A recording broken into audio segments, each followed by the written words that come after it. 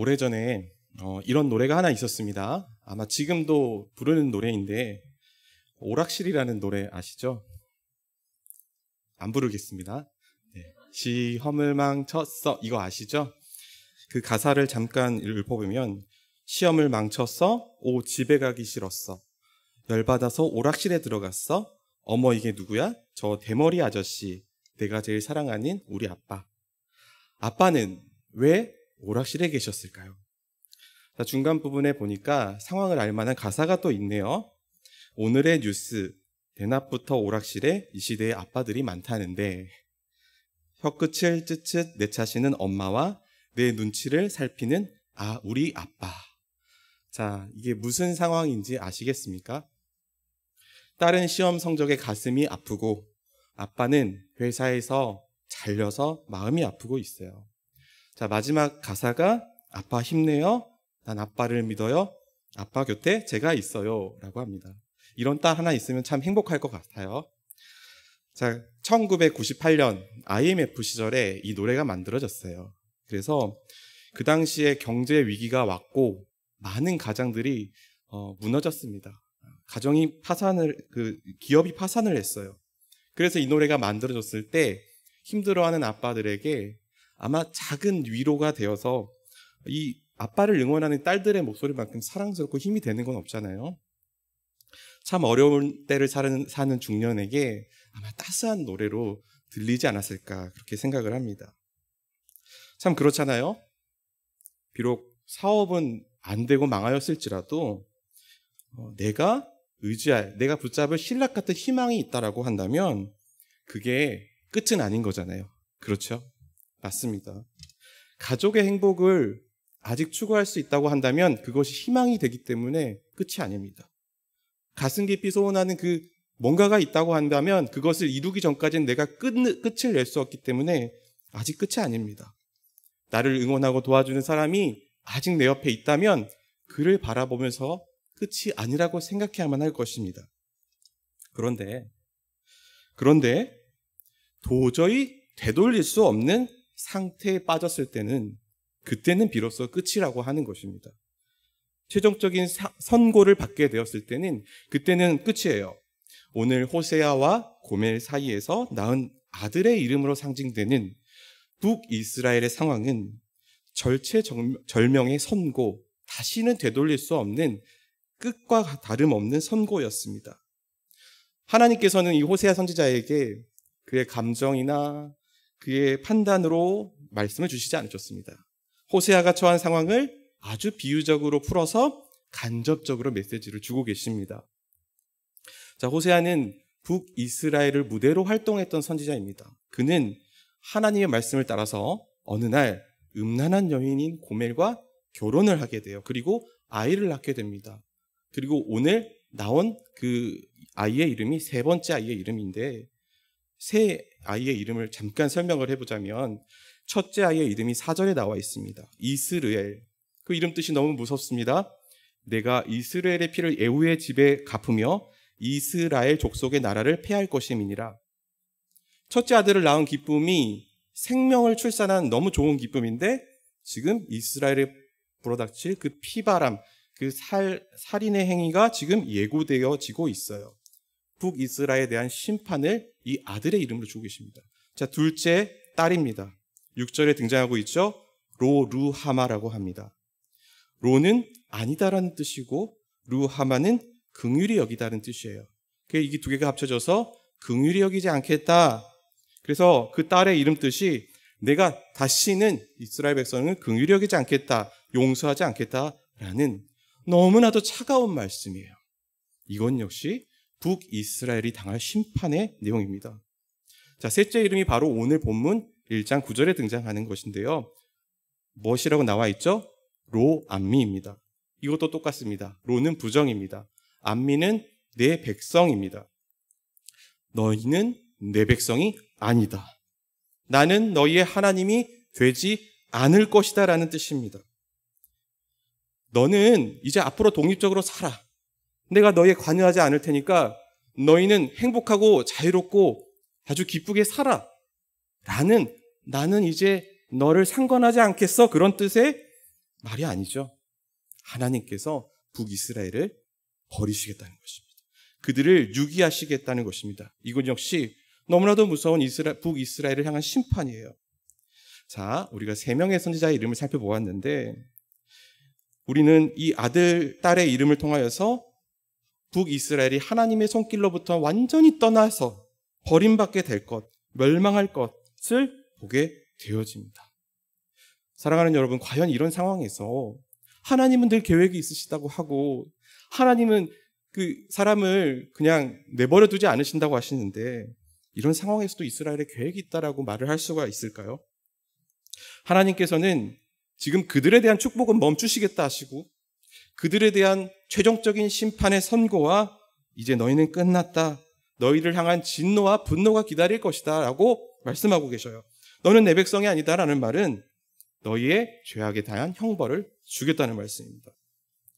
하나님이 사람을 만드시고 얼마나 축복하셨는데 지금 그 번성하게 하시겠다는 그 약속이 사라지고 있는 것입니다. 여러분, 이것이 어떠한 희망도 없고 오직 어서 이 심판의 날이 끝나기를 바라는 아주 정말 절벽에 내몰린 것 같은 상황이에요. 여러분, 사실 이 호세아서의 말씀은 선지서에 속하기 때문에 많은 선지서들의 내용과 비슷합니다. 굳이 그들의 죄목을 들춰보지 않아도 우리는 그들이 왜 벌을 받게 되었는지를 대강은 알아요. 그들은 선지자의 말에 귀를 기울이지 않고 하나님의 말씀을 떠나 하나님을 배반했습니다. 그런데요, 호세아서는 너무 심해요. 북이스라엘의 상황은 너무나도 심각하였습니다. 그래서 마치 그들이 돌아오면 싸매어줄 무슨 약을 발라주고 돌보아줄 것처럼 이야기를 하시지 않고 호세아서에 숨겨져 있는 많은 비유들로 그들이 당할 심판들, 누군가는 죽게 될 것이고 누군가는 침략을 당하게 될 것이고 이런 것들을 계속해서 선포하고 그들은 벌을 받아 마땅하다라고 하고 계셔요. 자, 북이스라엘은 결국 그들의 죄 때문에 형벌을 받아서 선고받아서 심판에 이르게 될 것이라는 말씀입니다. 그런데 여기에 북이스라엘의 독특한 상황이 있습니다. 많이들 아시겠지만 제가 그 상황을 조금 나눠야 될 것 같아요. 그리고 나서 그 심판이 과연 받을 만한 것이었는지 호세아서가 북이스라엘에 내리는 평가는 어떠한지를 잠깐 보겠습니다. 자, 북이스라엘의 왕 여로보암 2세 때 그 무렵에 심판이 주어지고 있습니다. 북이스라엘은 너무나도 번영하고 부가 가득한 나라였어요. 자, 그런 나라는 상업이 활발하게 진행되고 무역이 성행합니다. 나라 간에 활발한 무역으로 많은 먹을 것들이 있고요. 가축도 많고 태평성대를 누리고 있다라고 표현을 할 수가 있겠어요. 그런데 사실요, 성경은 그런 번영과 부에 주목하지 않아요. 그런 번영과 부, 태평성대를 누리는 그 나라가 사실 그 속은 골마가고 있었다는 것을 말합니다. 열방에 둘러싸여서 어떻게든 아등바등 이 나라의 생존을 위하여서 싸우는 이 왕들은 주변국과의 교류를 시작합니다. 우리로 치면 서울이겠죠? 사마리아라고 하는 북이스라엘의 수도는 정재계 인물들이 모여드는 아주 유명한 도시가 되었어요. 성공한 부유층들이 생겨나고 그를 따르는 사람들, 권력과 부를 추구하고자 하는 그런 문화들이 생겨나기 시작했습니다. 누구나 다 부자가 되고자 해요. 그런데 부자가 되는데 책임감 없는 부자가 되고자 해요. 가난한 사람들은 점점 늘어나고 농부들은 노예가 되어지고 사회적 약자들이 많아집니다. 북이스라엘의 왕들이 자신들의 안정을 위하여서 권력과 탐욕을 추구할 때 이 이스라엘 백성들은 빈부의 격차를 경험해야 했고 인간성의 상실을 경험해야 했습니다. 그런데 그것보다도 더 심각한 일은 바로 종교의 타락이었어요. 외국의 문화가 마구마구 들어오면서 흥청망청 술판을 벌이고 사치와 유흥과 이런 낭비 문화들이 들어오기 시작했습니다. 이방 나라의 바알 숭배가 들어왔고 음란한 제사와 매운 매춘이 성행하기 시작했습니다. 북이스라엘의 예배도 거기에 견뎌내지를 못하고 바뀌기 시작했습니다. 우리 드려지는 예배 가운데 누군가가 목탁을 친다고 생각을 해보세요. 누군가가 묵주를 돌린다고 생각을 해보세요. 향을 피운다고 생각해 보세요. 그런데 제단에 나와 제물을 드리는 이스라엘 백성들이 한편으로는 소를 그리고 양을 바치면서 또 다른 이방 가서 거기에 맞는 또 제물을 바칩니다. 심지어 성소라고 하는 그곳에 이스라엘 사람이 아닌 다른 이방인들이 와서 그들의 예배를 따라하고 돌아갑니다. 11조를 다 내고 헌금을 다 하는데 그들은 우상도 숭배하고 마치 하나님 예배하기를 송아지 숭배하듯이 그들이 바라는 바알과 아세라 숭배하듯이 하고 갑니다. 그들이 무엇을 비롯겠습니까? 지금 우리에게 필요한 바로 이 번영과 부와 지금 이 태평성대를 누리는 나라를 계속 유지하고 싶은 것이죠. 이처럼 북이스라엘의 상황은요, 정말 끝자락, 정말 절벽에 있는 상황이었어요. 하나님이 보시기에 그것은 끝이었습니다. 국가적, 경제적, 사회적인 탐욕과 이익을 위하여서 자기 만족에 빠진 이 백성들. 그런데 오늘 성경이 말하고 있는 것은요, 이런 복잡한 여러 가지 이유들을 말하고 있는 것이 아니라 바로 북이스라엘이 죄를 지었는데 그 죄 지은 상황을 한마디로 정리하자고 한다면 그들은 그런 물질적 풍요 때문에 하나님의 은혜를 구하며 살아가는 것을 잊어버렸습니다. 그들은 하나님의 은혜를 구하며 살아가지 않고 대신 물질과 풍요를 위하여서 살아가게 됩니다. 그래서 사실요, 이 호세아서의 메시지는 북이스라엘뿐만 아니라 함께 공존하고 있었던 남유다의 그런 물질 문화적 우월주의에도 동일하게 적용되고 있어요. 생각해 봅시다. 하나님의 은혜 없이 잘 살고 있는데 하나님이 그들에게 옳은 말씀을 하신 것이지 않습니까? 너는 내 백성이 아니다. 나는 너의 하나님이 아니다. 맞지요? 그들은 권력과 탐욕 그리고 물질과 문화의 풍요의 백성이었지 하나님의 말씀 그대로 따르며 좀 가난해도 참고 살고 은혜로 살아내는 백성이 아니었습니다. 그런데 하나님께서는요, 정말 그 북이스라엘의 그리고 이스라엘의 지은 죄를 조목조목 이렇게 지적하시기보다는 그들의 마음이 이미 탐욕과 부와 번영으로 가득 찬 추구를 하고 있다는 걸 지적하세요. 여러분, 예배는 잘 아시겠지만 우리의 화려한 예식과 또 고가의 그 제물로 드려지는 것이 아니죠. 바로 예배를 드리는 그 사람의 마음의 중심에 무엇이 있는가로 예배가 성공이고 실패입니다. 이스라엘 백성들의 마음의 중심에는요, 지금 누리고 있는 것, 우리가 계속 누려야지 영원한 천국이 여기에 있구나, 우리가 꿈꾸는 왕국이 바로 이곳에 있구나. 그들은 하나님은 그 민족을 축복하셨지만 지금 이 여로보암 2세 때부터 아주 그 풍요로움이 있는 그 나라에는 이미 축복이 임했다고 믿고 그들은 더 이상 하나님의 백성으로 살기를 원하지 않았던 거예요. 그러니까 하나님께서 그 축복 이제 주지 않겠다. 너는 내 백성이 아니다. 나는 너희 하나님이 되지 않겠다 해도 그들은 할 말이 없는 것입니다. 사랑하는 여러분, 우리도 이 돌이킬 수 없는 상황에서 끝을 만날 때가 많이 있는 것 같습니다.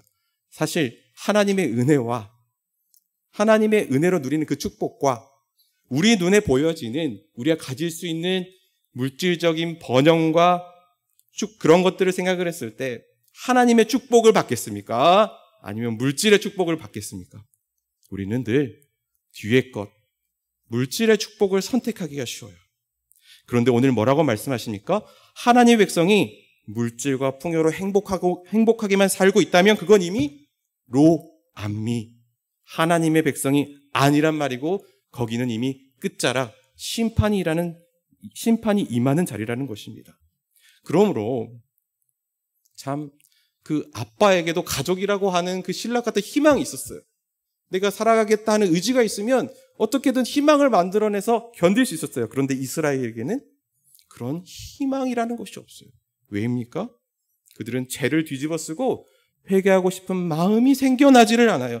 그들의 편안함과 그들이 더 발전할 나라를 꿈꾸고 그 왕국이 제국이 되고 그곳에서 천국을 누리며 그것이 축복을 하는 장소로 예배 장소가 되기 때문입니다. 여러분, 하나님께서 호세아를 통해서 북이스라엘에게 너희 끝이라고 말씀하신 것이 결코 단순한 메시지가 아니었습니다.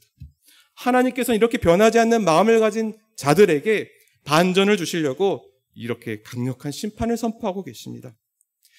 요즘에 그 결혼했던 사람들이 이혼 후에 다시 재결합을 하는 프로그램들이 유행을 하고 있습니다. 저는 사실 조금 보다가 불편해서 못 보겠어요. 사실 그 결혼은 기쁜 소식이에요. 그렇죠? 결혼식장에 다 초대합니다. 근데 이혼은 식도 없고 그 이유도 너무 개인적이고 은밀하고 별로 듣고 싶지 않은 이야기들이 많잖아요. 그런데 이제는 이혼을 할 때에 무엇 때문에 이혼했다라고 하는 그런 이혼 사유들이 공공의 전파를 타고 우리 귀에 다 들어오고요. 이혼할 수도 있겠다. 이혼할 만했네. 라고 이제는 이해를 하게 돼요. 그래서 다시 결합할 수도 있겠다. 이렇게까지 생각을 하게 된다고요. 참 이것이요. 뭐 옳지 않은지 옳은지는 저는 모르겠습니다. 그런데 한 가지 우리에게 깨닫게 한 것은 무엇이냐면요. 이혼한 사람이 너무 많고요. 이혼한 사람도 어떻게든 다시 회복하기를 원한다는 거예요. 우리는 그 이유에 대해서 한 번도 들으려고 하지 않았잖아요. 그런데 지금 끝자락에 있는 북이스라엘도요. 하나님께 버림을 받았지만 그들 역시 회복을 바라고 있습니다. 이것이 하나님의 구원 계획에 들어있을까요? 들어있지 않을까요? 들어있습니다. 하나님께서는 그들에게 회개의 기회를 주시고 그들에게 회복에까지 이르게 하시겠다고 말씀하십니다. 자, 오늘 회개의 기회를 주시던 하나님의 말씀 함께 읽어보죠. 호세아서 10장 12절 말씀을 띄워주시기 바랍니다. 호세아서 10장 12절입니다. 함께 읽어보겠습니다. 시작. 너희가 자기를 위하여 공의를 심고 인애를 거두라. 너희 묵은 땅을 기경하라. 지금이 곧 여호와를 찾을 때니 마침내 여호와께서 오사 공의를 비처럼 너희에게 내리시리라. 아멘. 참된 회개란 그 공의와 인애가 실종된 그 사회에 참된 공의와 인애가 나타나는 것입니다. 하나님의 백성답게 권력과 탐욕을 추구할 것이 아니라 그 나라를 백성이 살아가는 그 나라를 하나님의 나라로 만들어야 되는 것이죠. 그게 회개입니다. 그리고 그 밑에 하나 더 나와 있죠. 묵은 땅을 기경하는 것이라 합니다. 그들이 물질적인 탐욕을 버리고 그 자리에 하나님의 은혜가 하나님이 주시는 그 은혜로 살아야겠다는 그 마음이 들어서게 될 때야 참된 회개가 들어오겠다 하십니다. 그때서야 여호와께서 공의를 비처럼 너에게 내리시겠다 말씀하십니다. 사랑하는 여러분, 그래서 로한미는 이 백성을 향한 심판, 끝자락이다라는 선포이지만 그것은 끝이 아니고 회개의 기회를 주시며 다시금 축복하기 위한 회복의 선언이심을 믿으시기 바랍니다. 1장 9절에서 로한미는요 2장 23절에서 이렇게 바뀌고 있습니다. 내가 나를 위하여 그를 이 땅에 심고 긍휼히 여김을 받지 못하였던 자를 긍휼히 여기며 내 백성 아니었던 자에게 향하여 이르기를 너는 내 백성이라 하리니 그들은 이르기를 주는 내 하나님이라 하리라 하시리라. 아멘. 1장 6절에 로루하마 긍휼히 여김을 받지 못할 자라는 것 표현은요 2장 19절에 이렇게 바뀌고 있습니다. 내가 내게 장가들어 영원히 살되 공의와 정의와 은총과 긍휼히 여김으로 내게 장가들며. 고멜이라고 하는 이 음란한 여인으로 상징되는 북이스라엘이 영원히 살게 될 남편을 얻게 되어 사랑받게 될 것이라는 말씀입니다. 여러분, 하나님은 이스라엘을 축복하고 계시고 그 자손들의 복을 주십니다. 로한미가 암미가 되었습니다. 하나님의 백성이 아닌 자가 하나님의 백성이 되었습니다. 라고 말씀하십니다. 자, 오늘 말씀 한 구절만 더 보고 말씀을 마무리하려고 합니다. 베드로 전서 2장 9절부터 10절 말씀을 띄워주시기 바랍니다.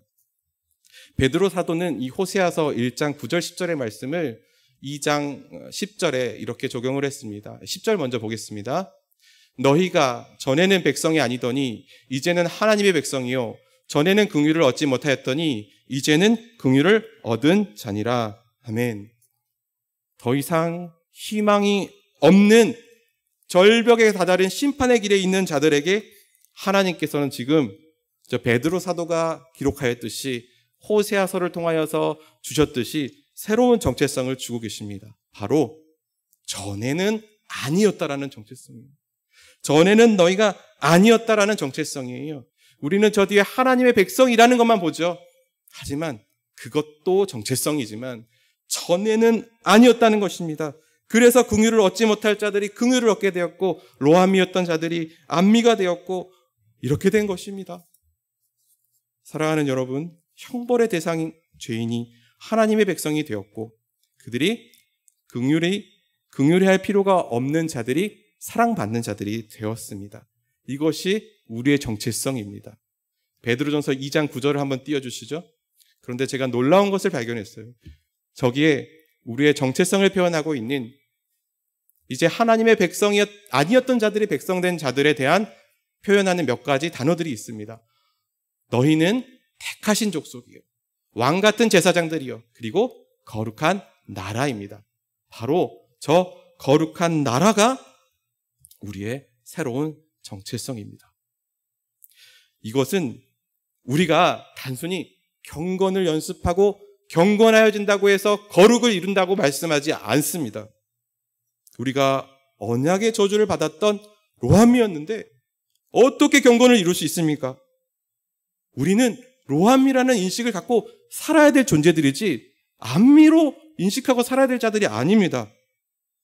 우리는 항상 내가 어떻게 택하신 족속이 되었지, 내가 어떻게 왕 같은 제사장이 되었지, 내가 어떻게 거룩한 나라가 되었는지가 바로 우리의 정체성을 표현하는 핵심입니다.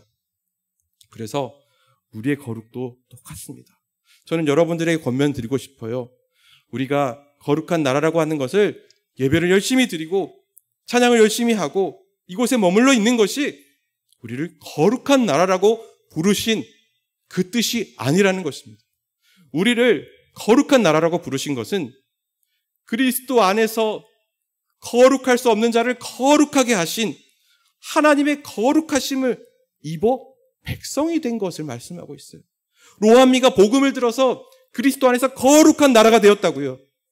그러므로 거기에는 무엇이 있습니까? 백성이 아니었던 자들에게는 늘 그리스도의 복음이 있는 것입니다. 그 복음이 있으므로 우리는 거룩한 자들이에요. 그 복음이 날마다 우리 안에 선포되어지고 이곳에서 예배를 드릴 때마다 그 복음을 확인하고 내게 능력 있게 역사하심으로 내가 거룩한 나라로 살아갈 수 있는 것입니다. 결코 이 베드로 전서 2장 9절 10절의 표현은요, 한 번 예수 믿고 꾸준한 모습으로 그냥 똑같이 있는 것을 말씀하지 않아요. 거룩은 매일매일 주의 복음이 우리 안에 살아 숨쉴 때에 거룩한 나라라고 하는 것입니다. 어떤 책을 보니까 이렇게 표현하고 있더라고요. 선교사이신 하나님께서 우리를 이 자리에서 저 자리로 옮겨 놓으셨대요. 우리에게 복음을 전하셔서 선교사님이 이제 우리를 하나님의 백성의 자리에 옮겨 놓으셨대요. 그러면 우리는 그냥 의무적으로 하는 것이 아니라 우리가 거룩이 시작된 지점이 바로 옮겨졌을 때 우리가 들었던 복음으로 인하여서 거룩하여지는 것입니다. 그러면 우리도 어떻게 해야 됩니까? 늘 복음을 선포할 때야만 하나님처럼 우리도 선교사로서 복음을 선포하고 있을 때에만 우리도 거룩한 나라로서 살 수가 있다는 말씀입니다. 우리 역시 그 정체성이 요즘 시대에 너무나 중요한 것 같습니다. 여러분, 가나안 성도, 안나가 성도 아시죠? 사실 그들을 보는 마음, 제 마음은 굉장히 복잡합니다. 지금도 사실 살짝 그거는 아니지.